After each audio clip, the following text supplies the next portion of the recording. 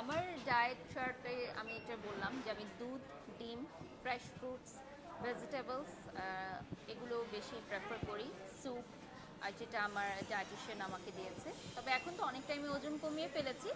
এখন আবার আমি যেমন রাইসটা খেতে পারবো, সো এটা একটা আনন্দের বিষয় যে রোজা রেখে আসলে ইফতার খোলার পর আমি একটু রাইসটা খাই, সো ভালো লাগে।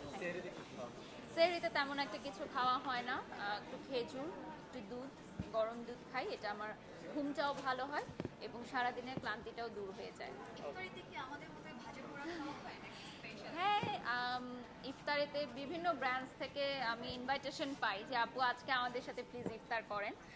গতকালকে যেমন বসুন্ধরা সিটিতে আমি ইফতার করেছি, আজকে আবার পিঙ্ক সিটিতে আমার একটা ইনভাইটেশন আছে।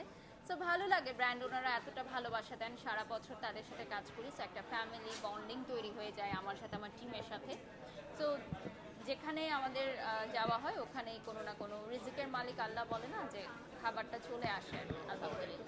Thank you. একটা প্রশ্ন সেটা হচ্ছে যে আবার সেটা হচ্ছে যে গরিব অসহায় মানুষদের মাঝে বলছে হ্যাঁ, থ্যাংক ইউ।